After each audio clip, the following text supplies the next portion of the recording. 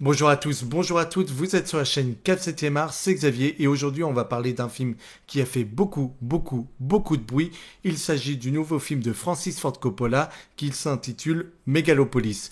Alors Megalopolis, c'est un projet qu'il a en tête depuis 40 ans, qu'il veut réaliser depuis 40 ans, qui est passé par bien des mains et par bien des nouvelles versions de scénario, ce qui fait que ça en fait un film bordélique à la toute fin. Alors, je peux déjà vous dire d'ores et déjà que le film n'est clairement pas bon, mais on est ici pour vous dire pourquoi, et je comprends mieux pourquoi ce projet qu'il veut faire depuis plus de 40 ans n'a jamais pu être adapté jusqu'à aujourd'hui, et pourquoi il n'a trouvé aucun producteur, parce que ce genre de projet ne peut pas être réalisé, parce que ce projet est bordélique, parce que ce projet a bien des problèmes et tout se passe déjà à sa base, sa réalisation, son scénario qui est foutraque à souhait. Mais quand je vous dis foutraque, un scénario qui traîne dans sa tête depuis 40 ans et qu'il a fait évoluer avec le temps, déjà c'est bordélique, mais le réalisateur aux 5 Oscars peut nous sortir des merveilles.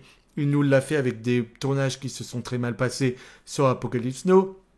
Dracula, c'était la même chose, le parrain également. Il sait gérer le chaos et en faire des merveilles. Mais ici, non. Ici, ce n'est pas possible. Alors, j'ai envie de vous dire que je n'ai quasi rien compris à l'œuvre du début à sa fin. Mais j'étais avec deux amis qui sont aussi des amis qui ont fait la même école de cinéma que moi et on est resté pantois devant l'œuvre. Et à des moments, on a ri tellement c'était loufoque, abstrait, illogique. Voilà, il y avait même des dialogues. Des fois, moi, à un moment donné, j'ai failli avoir un fou rire.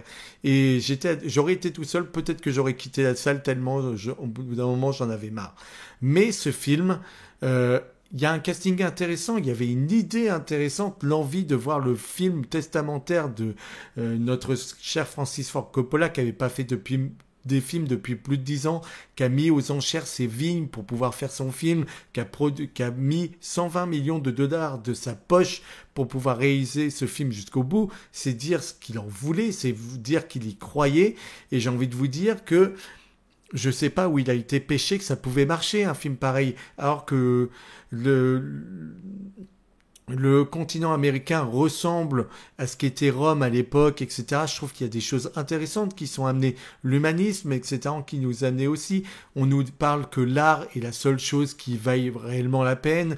Le personnage principal peut arrêter le temps et j'ai l'impression qu'il ne peut arrêter le temps que parce qu'il est artiste quelque part, puisqu'il est architecte et que il y a les conservateurs et lui qui veut aller de l'avant euh, pendant tout le long du film. Tout le monde essaie de lui barrer la route parce que tout le monde est dans un monde conservateur là où il ne l'est pas. Alors est-ce que c'est pour ça qu'il peut arrêter le temps en temps? Je n'ai pas compris pourquoi il avait ce don.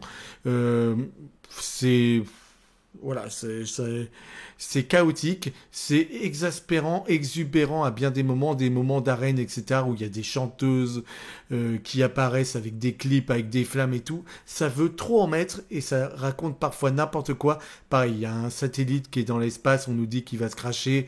Ça n'apporte jamais rien à l'œuvre par la suite. Enfin, il y a des choses qui sont vraiment ni fait ni à faire, alors qu'il y a un casting intéressant. Il y a Adam Driver en personnage principal, là où dans les années 2000, Francis Ford Coppola voulait Leonardo DiCaprio en protagoniste principal, mais on a surtout dans ce film Aubrey Plaza. Je vous en ai parlé dans une précédente vidéo pour vous dire tout le talent de la nana, parce qu'elle était sur la série Agatha. Voilà, c'est à ce moment-là que j'en ai parlé. Et vraiment, Aubrey Plaza, c'est une actrice remarquable que vous pouvez trouver dans Légion, la série sur le fils de Charles Xavier en hôpital psychiatrique, qui est sur Disney+. C'est très très bon, c'est d'une très bonne qualité. Donc voilà, si vous voulez voir une bonne série, vous avez ça, et cette actrice, elle est divine, et dans ce film, encore une fois, ça marche très bien. Mais celle qui a peut-être le plus de plus-value pour moi dans ce film, c'est l'actrice Nathalie Emmanuel, que vous avez vue aux côtés de la Khaleesi dans la série Game of Thrones, et cette actrice-là, on l'a peu vue, et ça me faisait plaisir qu'elle puisse avoir un personnage important ici. Alors oui, elle a un personnage important, mais pour un film qui sera vite oublié. Donc j'espère qu'on remarquera quand même son talent, et peut-être que le fait que son personnage est peut-être le personnage le moins exubérant et peut-être le personnage le plus simple et qu'elle le joue avec beaucoup de douceur, en plus d'être une magnifique actrice et femme, eh bien je trouvais que personnellement, c'était peut-être le personnage qui me plaisait le plus. Alors, on a beaucoup d'images abstraites, de symboliques, c'est pas du tout subtil, ça cite à, à, à tort et à travers, jusqu'à l'outrance, hein, réellement. Et on ne comprend pas la moitié des choses qu'il veut amener dans son scénario. C'est absolument sidérant. Et je dois dire que même si j'aime ce qu'il nous apporte par bien des moments, des fois des architectures avec des statues qui se mettent en mouvement, etc. J'adore l'idée, j'adore le concept, j'adore le projet. Et l'idée de montrer un monde avec un maire conservateur et lui qui veut justement tout péter pour amener un monde d'utopie où les gens seraient mieux ensemble, s'aimeraient plus, où on retrouverait une humanité, des gens qui font corps. Je comprends l'idée, mais c'est mal amené, c'est peu subtil et c'est vraiment ce qu'il faut pas faire réellement, je vous assure. Il y a Shia LaBeouf dedans qui joue un personnage à la Trump. Alors on sent que Francis Ford Coppola il aime pas du tout cet homme parce que là il l'attaque de tous les côtés possibles. Et alors on va nous parler du nazisme aussi, donc on va attaquer l'humanité de Trump, on va nous montrer un personnage un peu politique de la même manière que l'est lui, qui dément tout, qui nie tout et qui essaie de passer au pouvoir par la force, voilà, tout simplement. Et j'ai envie de vous dire que ce film-là de Francis Ford Coppola, on s'est retrouvé avec mes deux amis qui étaient à côté. Pourtant, le début marchait très bien et j'y ai cru. Et autant vous dire qu'au bout de 20 minutes, je me suis demandé ce que je foutais là. Et quand je les regardais, ils étaient tous sidérés par l'œuvre. Et il y a des moments où je vous ai dit, on est parti en fou rire tellement on n'en pouvait plus, quoi. Non, ce n'est pas un film que je vous conseille. Je vous dirais même pas qu'il est beau. Je vous dirais qu'il m'a laissé, moi, vraiment de côté. Et que je me suis bien ennuyé à bien des moments. Et qu'est-ce que je peux vous dire d'autre? N'y allez pas, n'y allez surtout pas. Alors je comprends qu'il ait voulu aller au bout de son idée, mais l'idée n'était pas bonne au début, je vous l'assure. Alors il faut savoir que le tournage s'est très mal passé et que le réalisateur, quand les acteurs lui demandaient conseil sur une scène parce qu'ils ne comprenaient rien au scénario et qu'ils venaient le voir en mode bah, comment tu veux que je joue ça, etc. Francis Ford Coppola se barrait du tournage et ne les aidait pas. Donc il se retrouvait avec un réalisateur qui ne les guidait pas pour un projet qu'il a produit, écrit et réalisé tout de même.